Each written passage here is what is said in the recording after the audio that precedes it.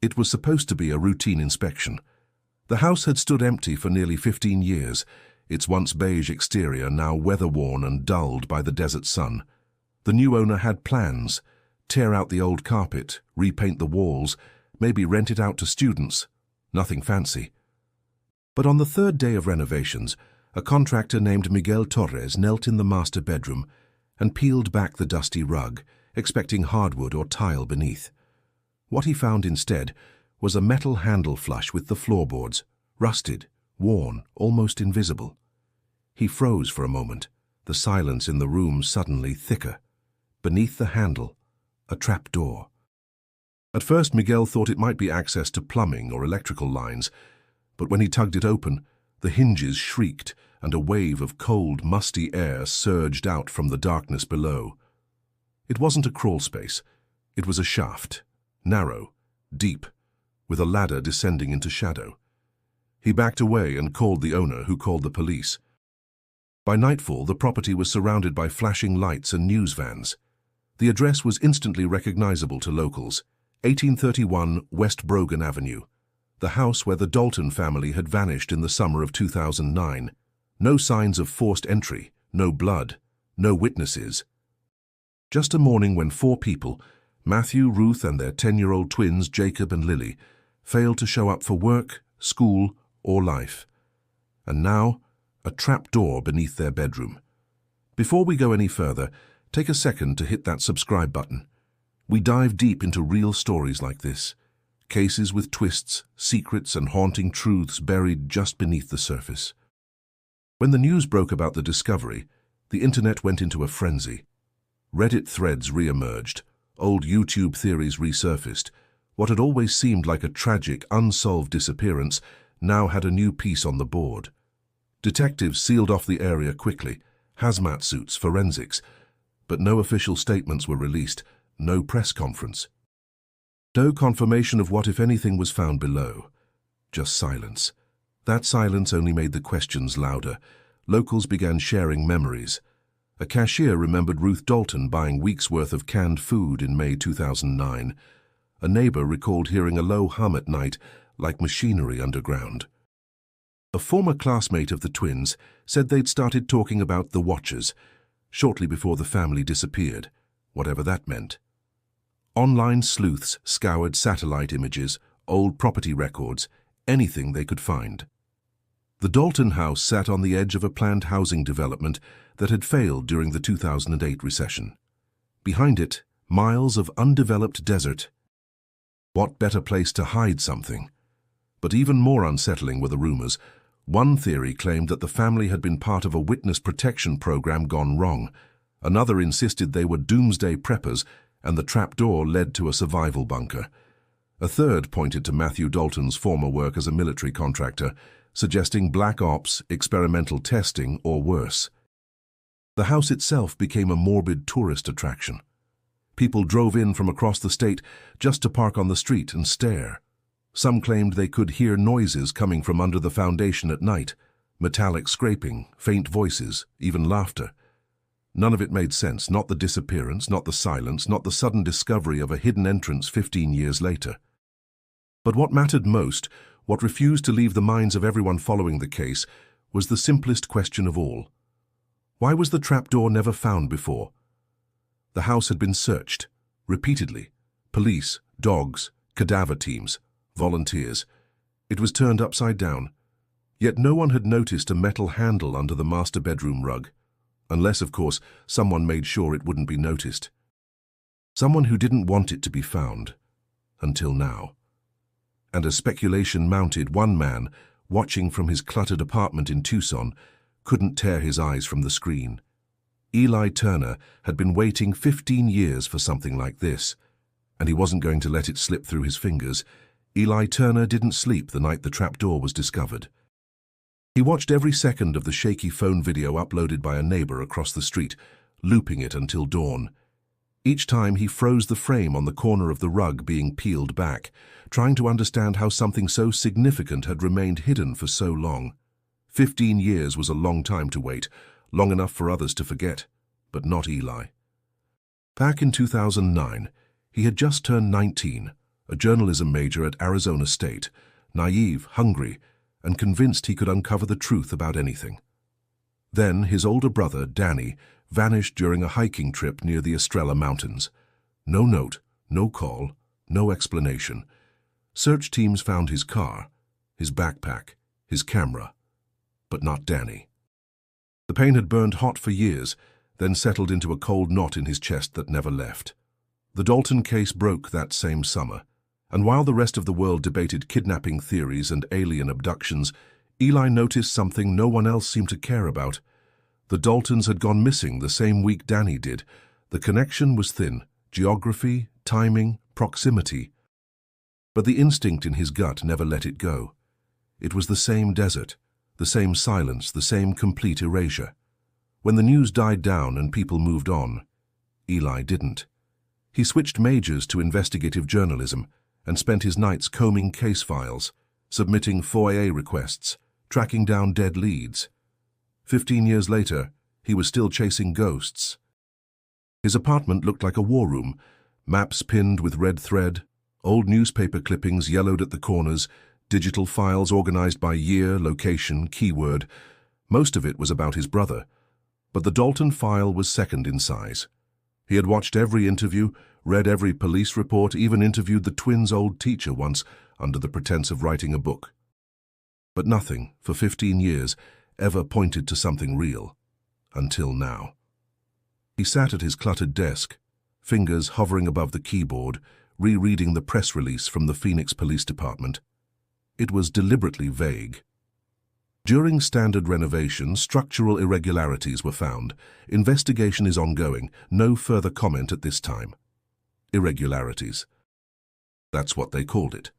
But Eli saw the opportunity. Something had shifted.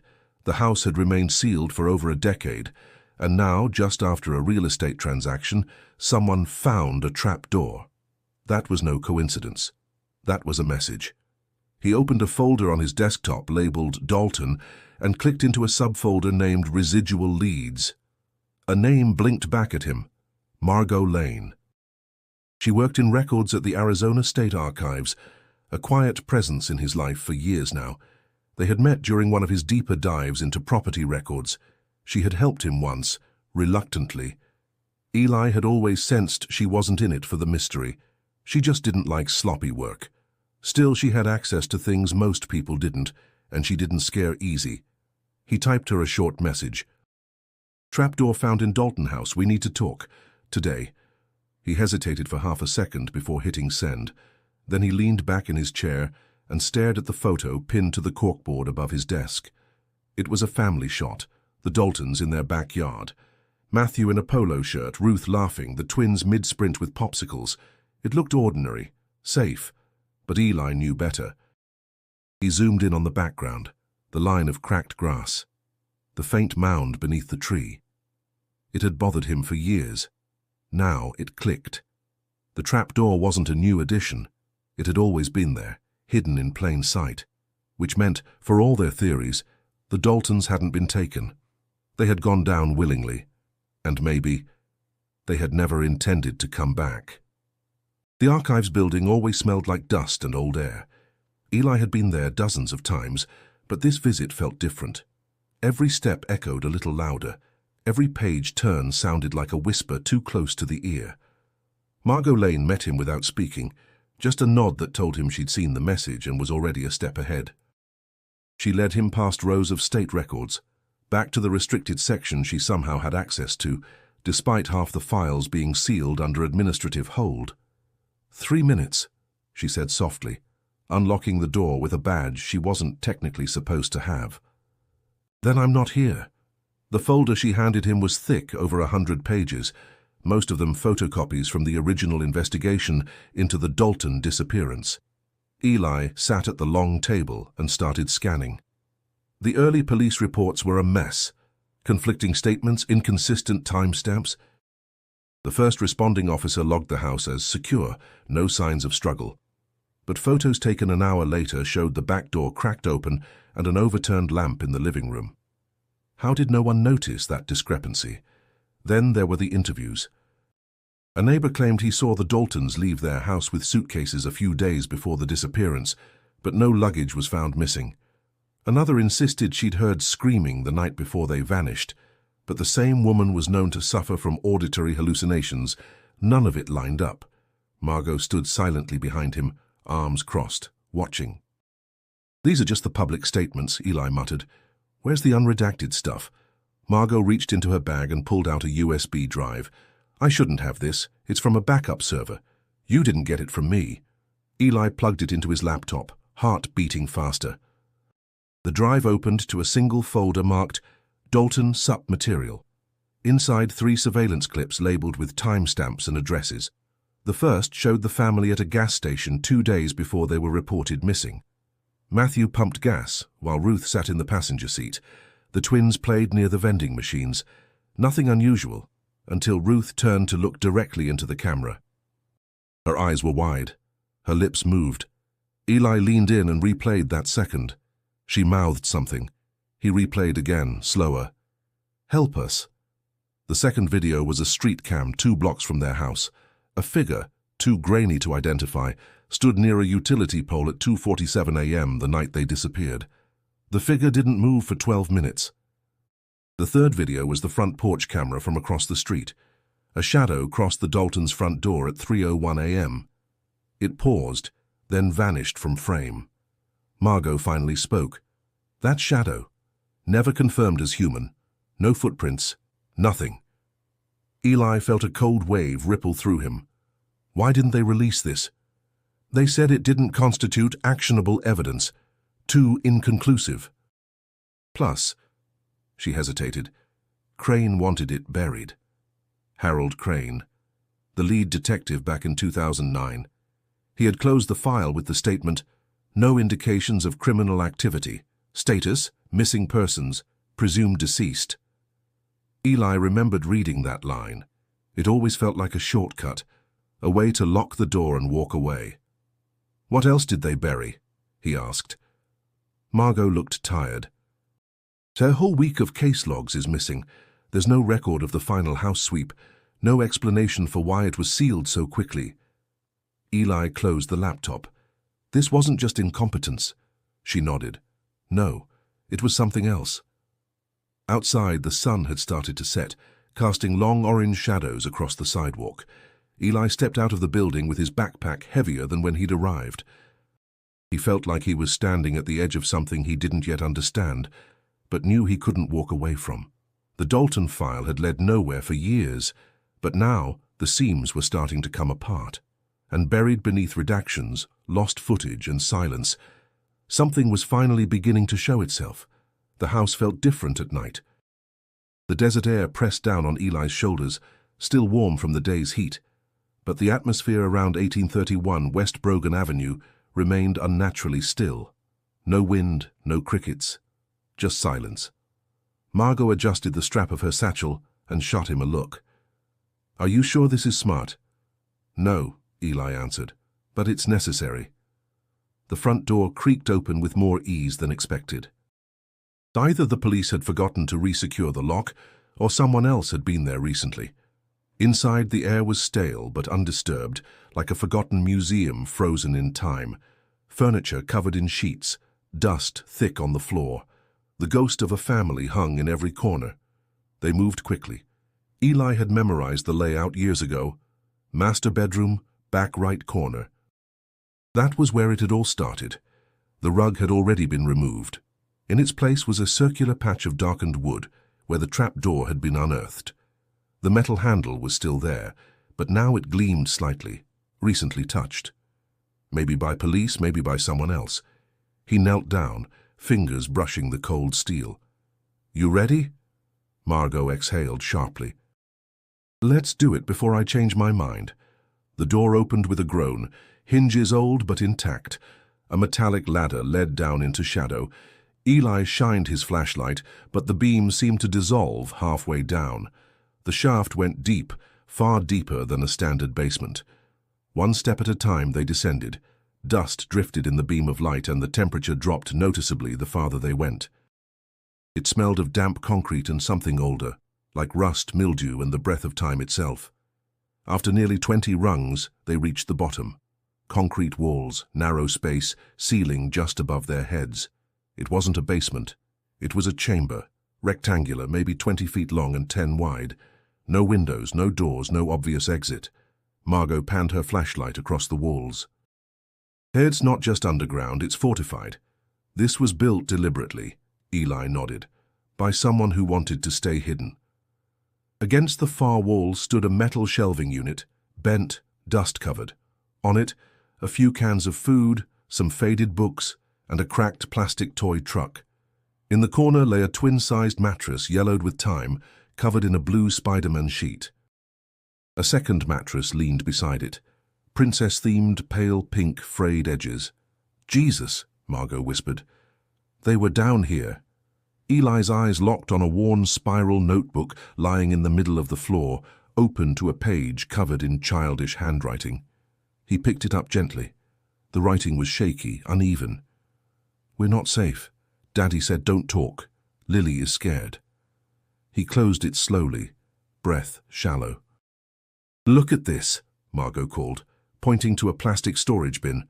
Inside, a camcorder, old model, battery detached, but the tape still inserted. Eli stared at it. "If this works..." They didn't speak again until they climbed back out. The sunlight had faded, leaving the room bathed in soft blue.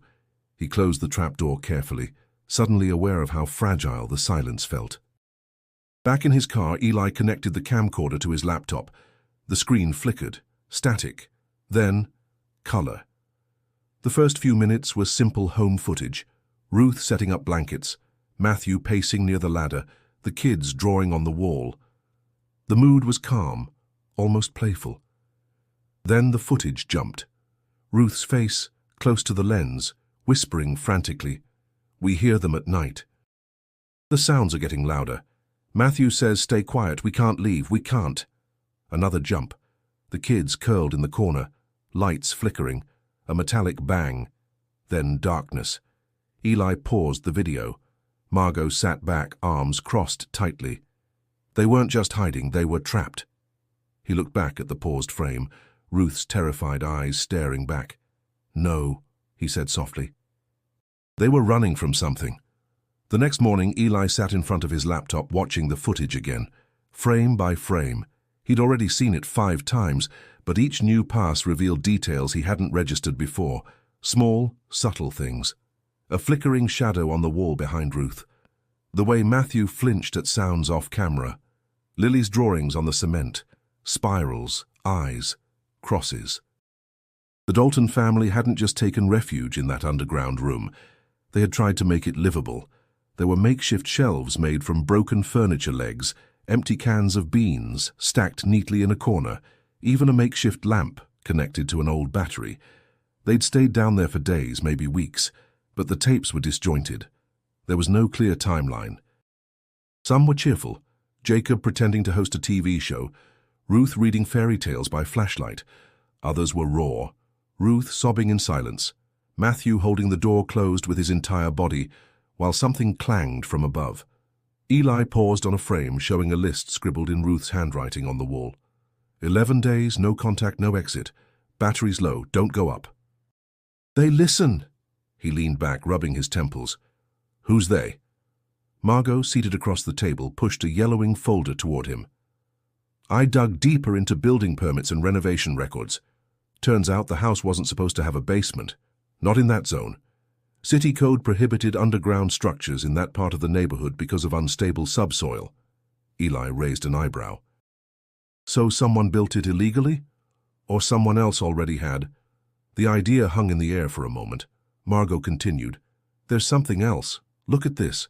She opened a set of blueprints from 1994, acquired from the county's microfilm archives.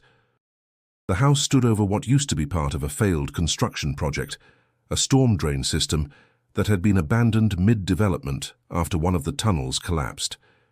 Eli traced the path. "This runs directly under the property." Exactly. That chamber might not have been the only one. The realization hit him with weight. The trapdoor hadn't just led to a shelter. It might have led to a network. Back at the site later that day, They returned to the basement with a renewed focus. The camcorder had given them glimpses, but the physical space held its own language. Margot swept a flashlight across the floor and stopped. "Here," she said. "Scratches, in a circle, like someone tried to move something heavy." They both knelt, brushing away dust and debris. Beneath a thin layer of grime was a hatch, much smaller than the trapdoor above, but reinforced with metal bolts. Eli pried it open with effort, revealing a second, narrower tunnel beneath the chamber. The air that wafted up was foul, stale, earthy. But it wasn't just age, they could both sense it. This place had been closed off for a reason. Still, Eli slid down first. The tunnel was only 5 feet high, forcing them to crouch as they moved. The walls were lined with uneven concrete, water stains, and in some places, chalk markings. More spirals, more crosses, a line of tally marks etched into the side. They reached a small alcove, inside a child's backpack untouched by time. Eli unzipped it slowly. Inside were crayons, 2 energy bars, and a folded paper labeled "For Jacob." It was a letter written in Matthew's hand. "If you're reading this, we couldn't wait anymore. You and Lily are stronger than you know. Don't be afraid of the dark. Trust the rhythm, trust the sound. And if you find the exit, don't look back." Eli read it twice before folding it again. "They didn't die down here," he whispered. Margot didn't answer. She just looked down the dark tunnel ahead where the air grew colder, the silence thicker. They both knew what came next. They had to follow it. The more Eli uncovered about Matthew Dalton, the more the image of a simple suburban father began to crumble. What started as curiosity had turned into a full-blown dismantling of the man's carefully maintained facade. Matthew Dalton had worked officially as a systems analyst for a logistics firm. Desk job, 9 to 5, benefits, and PTO. But that was only the top layer. Digging into federal records, Eli discovered a sealed employment file from 1995 to 2001 listed under the Department of Defense. The clearance level was above confidential. His role, data security and structural analysis for remote field installations. That meant bunkers, shelters, underground systems. What if he didn't just find that chamber? Eli said aloud, staring at the file. Margot, beside him, murmured, "What if he built it?" The notion sent a chill down both their spines. There were pieces everywhere, fragments of Matthew's life that had never made it into police records or public knowledge, emails between him and a defunct military contractor, Redstone Systems, a background check tied to a classified program labeled Ares Protocol, and journal entries, dozens of them, buried in Ruth's hard drive, recovered from a backup disk. They read like the ramblings of a paranoid man, but not delusional, methodical, organized, coded. Matthew had been documenting strange phenomena for months before their disappearance. Noises at night, like metal grinding, untraceable power surges, devices activating without input, heard voices in the floor again. Lily said the wall spoke. Margot flipped through the pages, jaw tight. He was tracking patterns, mapping them. The journal also included strange symbols. One in particular repeated across multiple entries, a circle with 3 short lines radiating from it, like a crude sun or signal icon. It matched a carving Eli had noticed in the tunnel wall the day before. "I think he believed something was underneath them," Margot whispered. "Something old. Or hidden." Eli didn't respond immediately. He was staring at a scanned page from the journal dated June 11, 2009, 5 days before the family vanished. "They came closer last night. Ruth heard it too. It's not natural. No animal sounds, no echo, just presence. We're going down tomorrow, it's the only way." That entry had a symbol drawn in red ink instead of black. Eli leaned forward. He made a choice. He took them underground willingly. Margot's expression was grim. Then what happened? They didn't know yet, but the signs pointed to one thing. Matthew hadn't been hiding from a threat he didn't understand. He had anticipated it, maybe even prepared for it. Digging deeper, Eli found a name in one of Matthew's encrypted folders. Crane. It wasn't just the detective's surname. There were references to communications, tensions, even threats. "He knew the lead investigator?" Margot asked. "Looks like more than that. They'd spoken before the case." It was the first solid thread linking Matthew to the official investigation, long before anyone thought the Daltons were in danger. Another entry from Ruth revealed even more. Matthew met with Crane, told him about the sounds. "He didn't believe us. Or maybe he did. He told us to stay quiet, said they'd shut it all down if we pushed too far." Eli closed the file, heart pounding. "This wasn't a random disappearance." "No," Margot agreed. "It was orchestrated." There was one last thing they hadn't yet checked. In the back of Ruth's journal was a crudely drawn map, showing not just the basement and tunnel, but other locations. Arrows, markers, exit signs. One was labeled Bunker C. It wasn't part of the house. It was somewhere else entirely. Eli traced the lines with his finger. He was planning an escape, a route. Margot looked at him, her voice barely audible. "Do you think they made it?" "I think they tried." For the first time, he wasn't sure if the Daltons had been victims or survivors of something far bigger. And the deeper he dug, the more one thing became terrifyingly clear. Whatever Matthew had discovered in the shadows beneath their home, it hadn't let go. The drive to Apache Junction felt like a descent into another life. The suburbs gave way to dust roads, skeletal trees, and scorched trailer parks where time moved slower, or not at all. Eli hadn't seen Harold Crane in person before, only grainy photos from newspaper articles and one retired cop blog that hadn't been updated in years. He hadn't even known Crane was still alive until Margot tracked down a DMV renewal buried in a state database. He found the trailer at the end of a gravel path, half sunken in the ground, windows taped over from the inside. The yard was littered with broken tools, rusted cans, and a single folding chair that looked like it hadn't been used in a decade. Crane answered the door before Eli could knock, thin grey with a face cut from stone. His eyes were sharp but dulled by something deeper, regret or maybe just too much silence. "I know why you're here," he said. Eli blinked. "You do?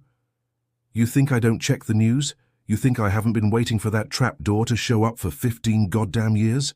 Crane let him in without further word. The inside of the trailer was crammed with boxes and paper stacks, old reports, maps, photographs. It looked less like retirement and more like obsession. "You knew Matthew," Eli said. Crane nodded. "He came to me 3 times before the family vanished, said he was hearing things, believed his house sat on top of something it shouldn't. I thought he was just unraveling. PTSD from his contractor days." "Was he?" Crane didn't answer right away. Instead, he reached into a drawer and tossed Eli a folder. "You won't find these in the official records. I was told to lock them away." Inside were crime scene photos from June 2009. Most had never been made public. One in particular stopped Eli cold. A photo of the master bedroom, taken the morning of the first police search. The rug was still there. But beneath the corner, slightly lifted, a faint metal edge was visible. "You saw the trapdoor back then," Eli said quietly. "I did," Crane replied. "I even opened it. And? It was empty, pitch black. I dropped a flare down and waited. Nothing moved, no sound. No echo, just black. Why didn't you report it?" Crane looked away. "Because the next day 2 men from the bureau showed up. Badges, suits, clipped language, said the case was out of my hands, ordered me to seal the property, told me if I wanted to retire with my pension intact, I'd file it as a missing persons case and let it go. And you did. I was tired. I'd seen too many cases go sideways, but that one stuck in my throat." Eli leaned forward. "Did they ever tell you what they thought was under there?" Crane's face darkened. "One of them called it a transitional zone, said it was unstable. Said the Daltons might have been exposed to something that altered their perception. Said it like they were diseased, like they weren't human anymore." Eli's heart pounded. "But you never saw them again?" Crane shook his head. "I've dreamed of them. All of them. Same dream, every year on the anniversary. The kids standing at the bottom of the ladder, eyes glowing, whispering. Asking why I didn't come back. He lit a cigarette with shaking hands. You don't get it, Turner. This wasn't just a disappearance, it was a cover-up. There were things in that house I wasn't supposed to understand, so I stopped asking questions. But I haven't, Eli said. Crane studied him for a long time. Then he stood and walked to a filing cabinet, pulling out a crumpled sheet of notebook paper. On it was a sketch, another map. This one had a second trapdoor, deeper into the tunnel network. They built more than one way out, Crane said, but there's only one that leads further. I marked it years ago just in case someone came looking. Eli took the paper, fingers trembling. Crane's voice lowered. If you find it, don't follow them too far. Some doors shouldn't be opened twice. Eli spread the map across his desk, eyes tracing the sketched paths, the arrows, the odd labels written in Crane's cramped handwriting. One in particular stood out, June Gap. A simple phrase, but it struck like a hammer. He dove back into the case files, scanning every timeline, every documented movement. And there it was, a gap no one had accounted for. Between June 7th and June 14th, 2009, the Daltons disappeared. But oddly, all official logs and witness reports stopped at the 6th and didn't resume until the 15th. 1 full week missing from the record. That alone was alarming. But when he checked the Phoenix Police Department's internal calendar, the week had been marked with a vague database maintenance period. It explained nothing, just a bureaucratic excuse to erase a stretch of time. He called Margot. Did you ever come across a void in the Dalton case logs? A blank week? She didn't answer immediately. Then, yes. I always thought it was a filing error. It wasn't. The next step was the neighborhood. They needed someone who remembered that week. Not reporters, not officers, but someone who lived it. They found her sitting on her porch, watering plants that hadn't bloomed in years. Ms. Ida Corrigan, 83 years old and sharp as a tack. She had lived next to the Daltons since 1998. She'd seen them grilling, playing in the backyard, even brought over cookies the week before they vanished. When Eli asked about the missing week, her expression shifted. "Oh, honey," she said. "I don't talk about that. Not anymore." "Please," he said gently. "Anything you can share might help us understand what happened." Ida stared into her empty flower beds. There were lights, bright ones. Not like street lamps, blue and white, blinking fast. They came from behind the Dalton house just after midnight for 3 nights in a row. What kind of lights? Like lightning, but steady, no thunder, and there was a sound, low, like a hum you could feel in your teeth. Eli exchanged a glance with Margot. "Why didn't you tell the police?" he asked. She gave him a look both sad and resigned. "I did. They told me it was electrical work, said I was probably dreaming, but I wasn't." She leaned forward. "And one more thing," she whispered. "I saw someone on their roof, the 3rd night, just standing there, still as a statue, looking down at the trapdoor window." Eli's voice tightened. "Someone, like a neighbor?" "No, baby, not a neighbor. Too tall, too thin. Didn't move right." Back at Eli's apartment, Margot reviewed the call logs from 911 that week. 5 calls came from their street between June 9th and 13th, none from Ida. All were listed as disturbance or unexplained sounds, all closed without dispatch. One caller mentioned a mechanical shrieking. Another reported children crying where there were no children. It wasn't enough to prove anything, but it was too consistent to ignore. Then came the final piece, a notebook page found in the bottom of one of Ruth's archived school boxes, mislabeled under Home Projects. It was folded in quarters, childish handwriting scrawled across the lines. It was Lily's. "Jacob says don't talk about them. Daddy says cover the light. Mommy prays loud now. I miss the sun. We sleep in the day. I drew a circle to keep us safe. It works if you don't blink." Eli stared at the final line, heart thudding. He turned to Margot. This wasn't isolation, it was conditioning. Matthew was preparing them for something. Margot's voice trembled slightly. Or protecting them from something already there. That night, Eli couldn't sleep. The hum Ida had described, the one she felt in her teeth, that sound now echoed in his mind like a warning. He closed his laptop and stood by the window, staring out into the stillness of his own street. A chill crawled up his spine.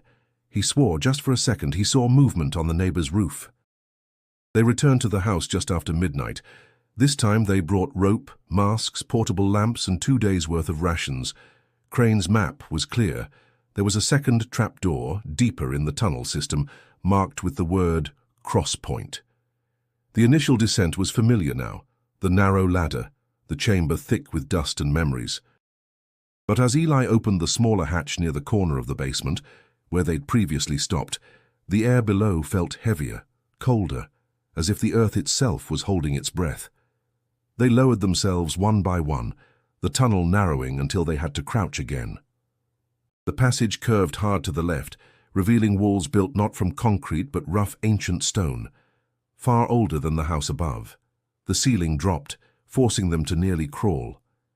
Eli's shoulder brushed markings on the wall, spirals etched deep into the stone. Some were smeared with what looked like ash. "There," Margot said, pointing ahead. Another door. Not a hatch this time, but a rusted iron slab bolted into the rock. Someone had scratched symbols into it from the inside, human fingers clawed across metal. Eli pressed his hand to the surface. It was warm. He forced the door open, hinges screaming in protest. The next chamber was vast, maybe 30 feet wide, cut like a vault into the ground, ceiling arched and braced with rusting beams. Scattered across the floor were broken chairs, scattered books, and a shattered mirror. At the center stood a crude wooden table, partially collapsed. This place had been lived in. There were signs of cooking, graffiti etched into the walls in both child and adult handwriting. One passage repeated again and again in chalk, "We are watched when we speak." Another line, nearly obscured by soot, read, "Don't dream loud." Margot knelt beside a corner where children's drawings were taped. Crude images, stick figures, dark clouds, long-limbed shadows with hollow faces. One of the figures was labeled Lily, another was Mom. The tallest in red crayon simply said, "The Listener." A sound echoed behind them, a soft tap, then 2 more. They froze. Eli turned off his lamp. Total blackness swallowed them. The taps came again, closer now, irregular, like footsteps without shoes. Then silence. After nearly a minute, Margot whispered, "I think it passed." Eli switched the light back on. The air felt thinner. "Something's still down here," he said. They moved carefully through the chamber, examining every crevice. Near the far end, behind a collapsed cabinet, Eli found a vent, 3 feet wide, cut into the rock. It smelled of dry metal and old fire. Just beside it, partially buried under dust and clothing, was a journal bound with electrical tape. He opened it. The handwriting was Matthew's. July 4th. The vent leads further, might connect to old structures, possibly military. No confirmation. Heard the rhythm again, it's louder underground. July 6th. Jacob says he sees them in dreams now. Says they ask questions we can't hear. Ruth refuses to sleep. July 8th. Tried to seal the chamber. They got in anyway. Whispered through the stone. Said they remember me. Eli read the last line aloud. "The path is not forward. It is beneath." They didn't speak for several minutes. Margot finally broke the silence. He knew where they were going and he knew it wasn't safe. Eli nodded slowly. But they kept going anyway. A distant clang rang out from somewhere down the vent. Not metal on metal, but something more rhythmic, deliberate. Margot stared into the dark grate. "That's not echo, that's movement."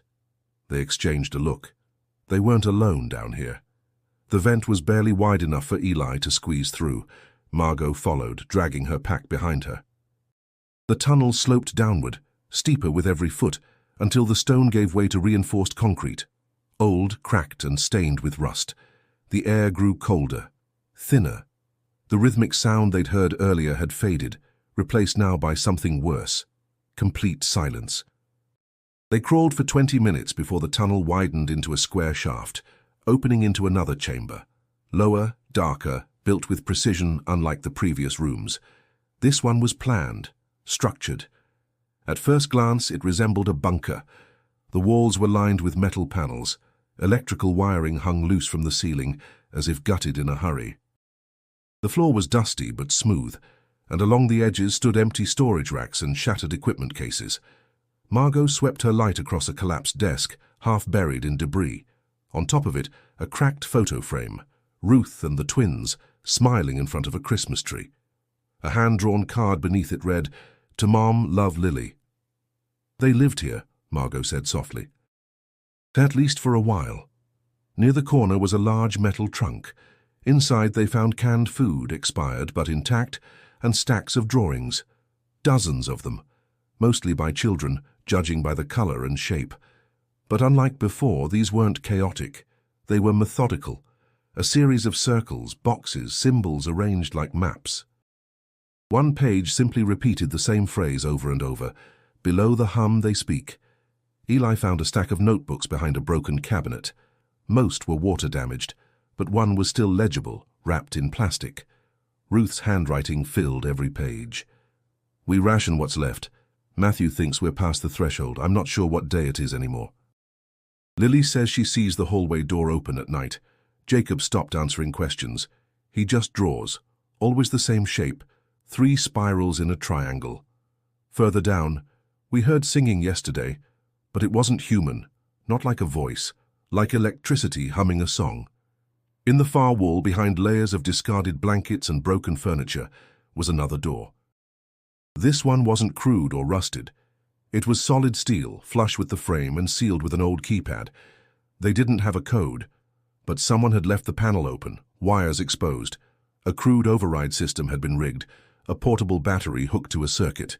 Whoever built it had known how to bypass security. Eli reconnected the leads, and with a loud metallic thunk, the door unlocked. Beyond it was a room unlike anything else. It wasn't survivalist, it wasn't domestic. It was ritualistic. The chamber's walls were lined with mirrors, though most were cracked or blackened. Symbols had been etched into the reflective surfaces, distorting their purpose. The center of the floor was bare concrete, but someone had drawn a massive spiral across it, thick lines of ash, and what might have been blood. All around the spiral were objects arranged in a circle: children's shoes, old watches, Polaroid photos, broken radios, personal things, altars. Margot stepped forward slowly, voice thin. "What the hell is this?" Eli didn't answer. He knelt at the center of the spiral, where a book lay open, weathered, scorched at the corners. Its contents were handwritten, not in Ruth's or Matthew's styles. The ink had faded in places, but one line stood clear on the final page. "We walked through the sound. It let us go forward, but the price was memory." He looked around the room again. "This isn't a shelter," he whispered. "It's a threshold." "Then where did they go?" Margot asked. There were no bodies, no bones, no signs of death or struggle. Just a room that had once meant something, and the feeling, deep and unshakable, that they had just crossed into something not meant for them. A faint breeze brushed the back of Eli's neck, though no vent was visible. Then a whisper, too soft to understand, too close to ignore. They turned toward the mirrors, but saw only darkness staring back. Eli didn't sleep that night.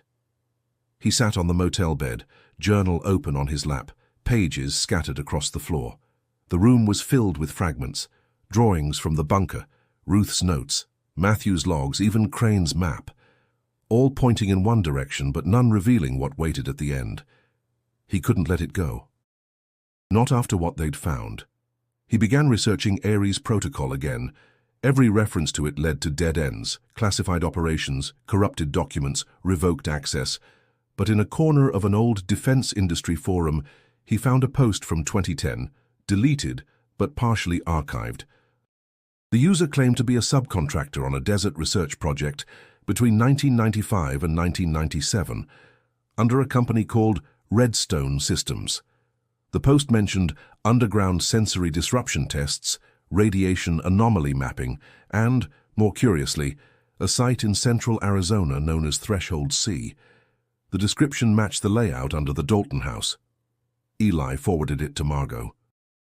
She called 10 minutes later, voice low. Redstone Systems was absorbed by a defense contractor named Signet Corp. They were blacklisted in 2001 after a Senate probe, classified misappropriation of psychological field research. What kind of research? Environmental influence on human cognition, long-term exposure to infrasound, electromagnetic pattern imprinting. He sat back. They were testing people. They were testing families. The implications made Eli's stomach twist. Matthew hadn't just stumbled into a conspiracy. He had been part of it, maybe even a subject, and maybe they had tried to vanish to protect themselves from it, or from whoever wanted them silent. Eli went back to Ruth's journal. He found a note that stood out now in horrifying clarity. The first time Matthew told me about the voices, I thought it was stress, but the kids hear them too. We all do. Not like thoughts, more like memories that don't belong to us. He said they started after he went back to the site, the one from before, the Arizona job. It all converged. The old construction project beneath Phoenix wasn't abandoned. It had been repurposed, hidden under layers of housing developments, buried under families who never knew what lay below. Matthew had returned to the epicenter, and then everything changed. Eli needed more. Real confirmation. So he drove 6 hours north to the Federal Records Office in Santa Fe, where a former contact agreed to meet him off the books. She slid a sealed manila envelope across the table. "You didn't get this from me," she said. Inside were internal memos dated 2002, stamped Signet Internal Distribution Only. One caught his eye. Subject MD returned to Site C with full clearance. Advised to limit family exposure. Expressed reluctance. Monitored for symptom onset. Initial signs detected within 72 hours. Obsession with sound. Increased isolation. Schematic behavior. MD Matthew Dalton. Eli felt the breath leave his lungs. They had known. They had watched it happen. And then they let him go home. Margot called as he was leaving the facility. "Eli," she said, breathless. "I got something. A former Redstone tech reached out after seeing your post. He says Matthew wasn't just a subject. He was part of the design team." "What?" "He helped map the entire underground grid, and he didn't vanish because he was lost." Eli stopped walking. He went back to finish something. It wasn't just about escape or hiding. Matthew had returned to the tunnels he helped build. He brought his family down there, left notes, maps, messages. He wasn't running. He was navigating. And someone, somewhere, didn't want that story told. Back in Phoenix, Eli noticed a car parked across from his apartment. Same every night. Tinted windows. Engine off. The next morning, his email account was locked. His cloud backups were gone. His hard drive had been wiped. Only the paper files remained. And the one page he'd hidden under his mattress, scrawled by Jacob Dalton in red crayon, found in the spiral room. Just 5 words. "Don't bring the sound back." Eli returned to his apartment to find the front door locked, just as he'd left it. But the air inside felt wrong. The quiet was too clean, too controlled. He stood still, eyes scanning the space. Nothing seemed out of place.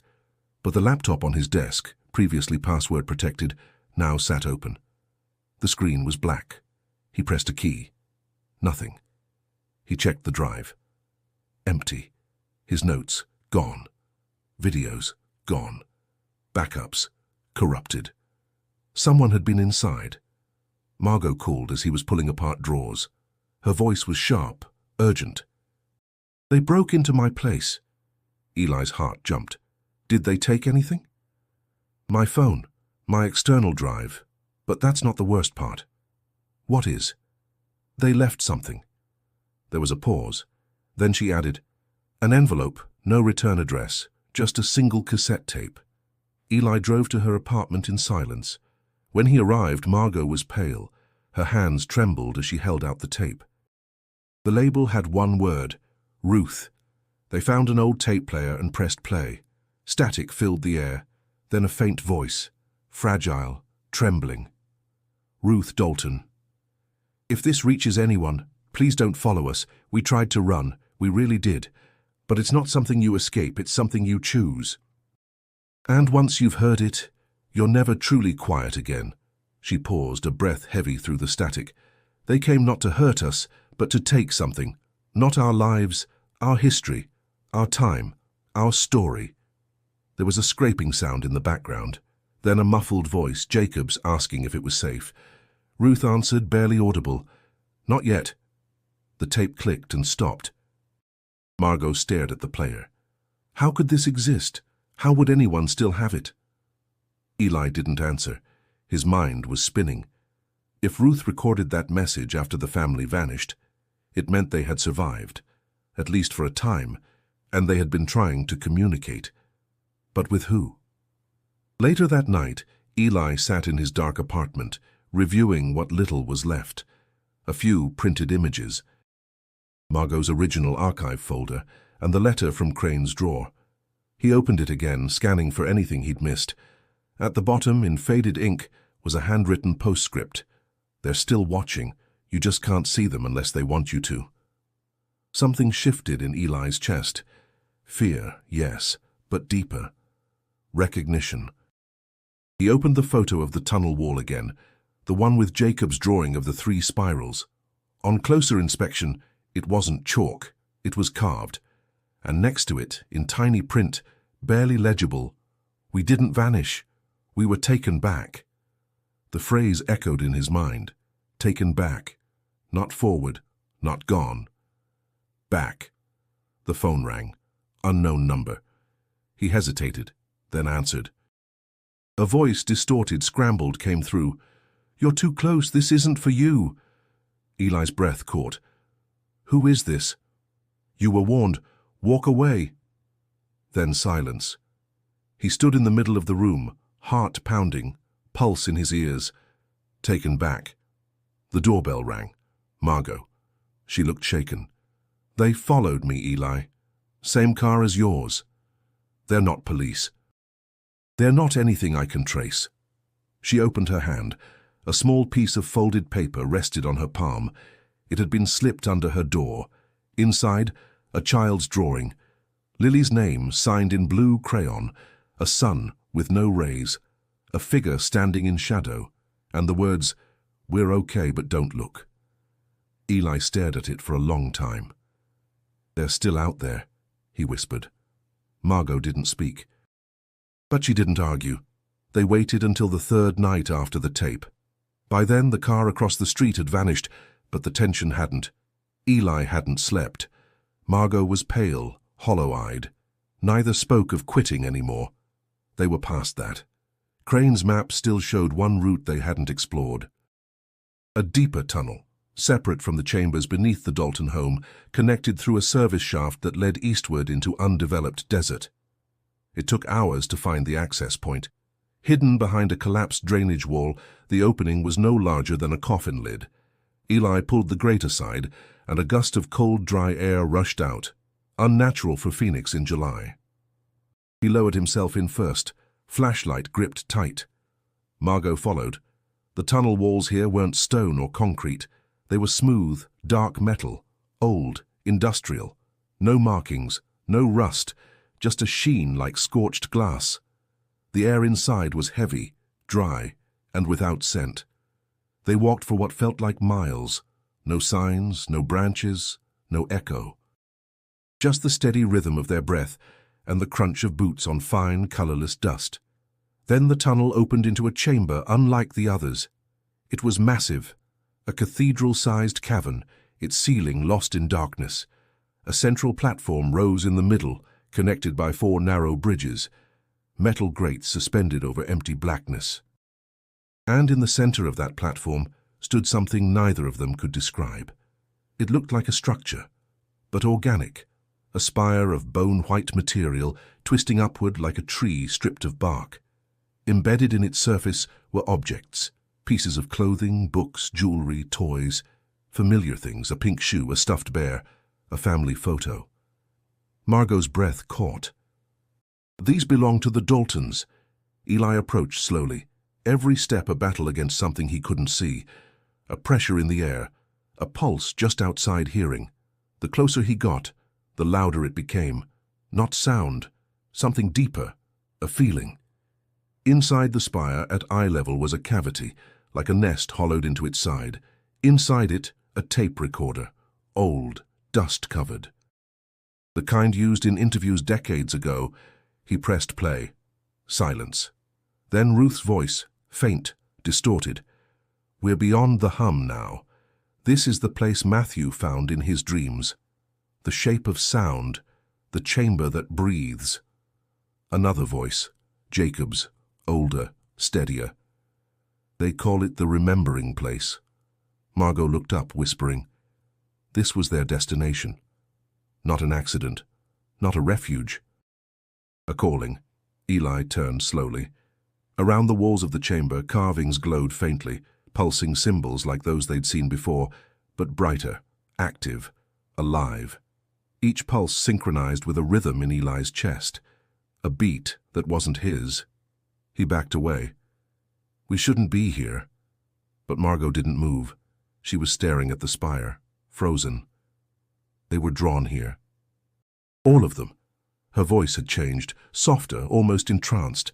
Eli grabbed her arm. "We have to go." She blinked, as if waking from a dream, then nodded.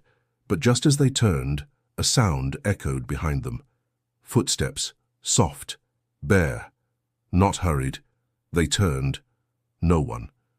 But across the chamber floor, a single line of footprints now marked the dust. Small, barefoot prints leading toward the spire. "And vanishing," Margot whispered. "Lily." Eli didn't answer, because deep inside the walls, the pulsing symbols now moved, not just glowing, but shifting, as if reacting to their presence, as if welcoming it. They followed the footprints, each step marked in fine dust, too fresh to be old, too faint to have come from either of them. Bare feet, small, deliberate. They crossed the platform, curved around the spire and disappeared into a narrow passage in the far wall, one Eli hadn't noticed before. The walls here were no longer smooth or metallic. They were stone again, carved and ancient. The air felt thick, like breathing through cloth soaked in static. Every few meters, a light pulsed from the carvings, guiding their path, not randomly, but rhythmically. A pattern, like a song in silence. They descended again. The path turned into stairs, cracked and uneven. At the base, a small door stood slightly ajar. Not ancient, not metallic, wood, handmade. Scratched into the surface were three initials, JDL, Jacob Dalton, Lily Dalton. Eli reached for the handle. It creaked open with a breath-like exhale. Inside was a room, intact, clean. Someone had been there recently. A twin mattress lay on the floor, made with precision. On the wall above it were childlike sketches in charcoal, spirals, suns, windows without glass.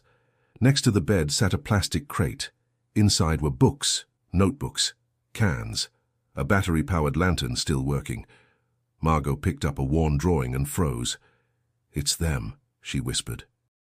The image showed four figures, a man, a woman, and two children standing at the edge of what looked like a river of light. Behind them in the darkness, a fifth figure watched. It had no face.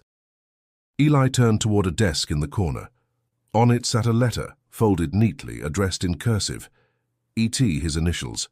He opened it. "If you found this, it means the door stayed open longer than we planned. You don't know me, but I remember you.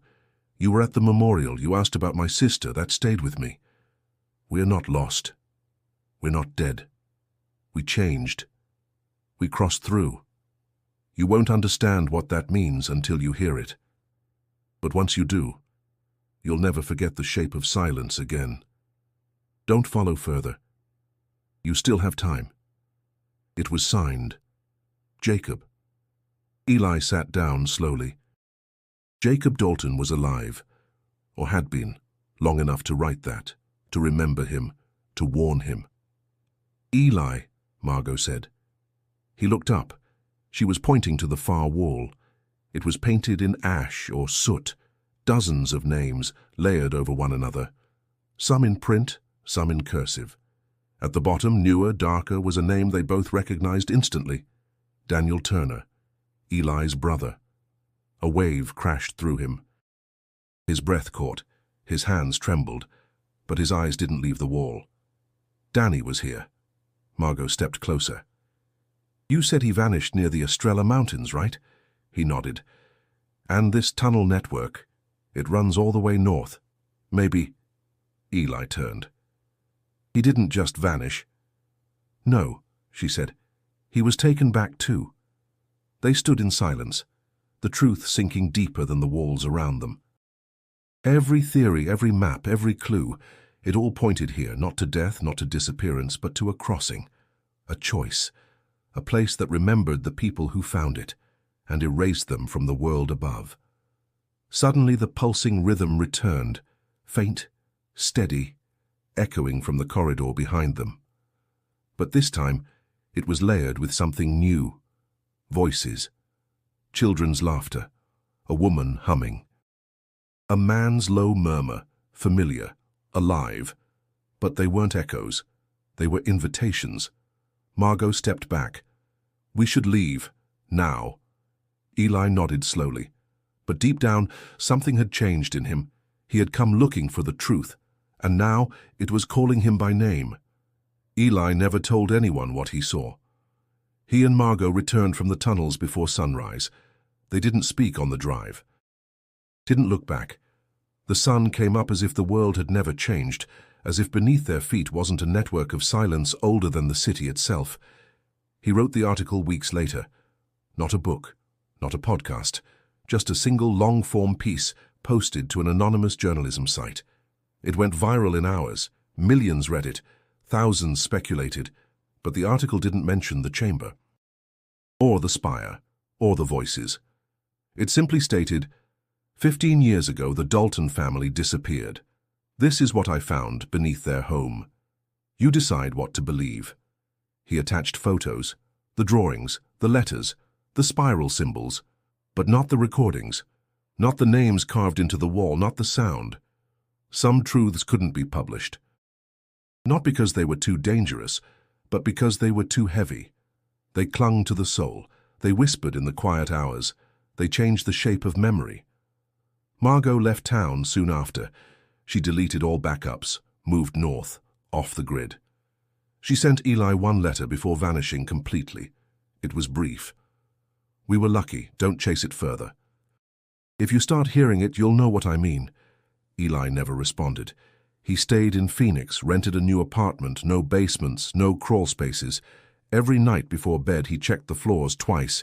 He unplugged all electronics, slept with white noise, trying to drown out something that might never come, but also might already be there. Because deep in the silence, sometimes, just sometimes, he heard it. A low hum, familiar, not in his ears, in his chest, like a memory returning.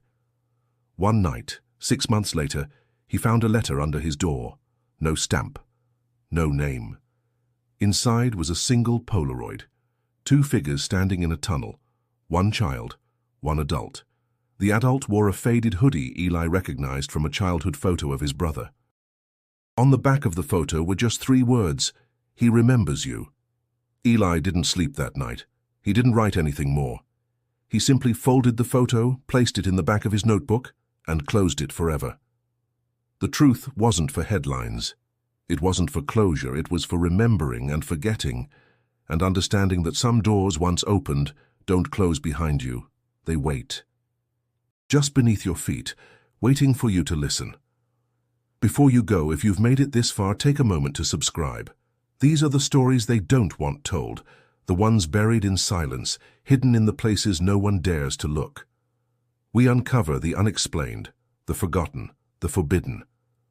And if you want to keep going, if you want to take the next step into what lies beneath, click the video on your screen now. We'll see you there, if you're brave enough.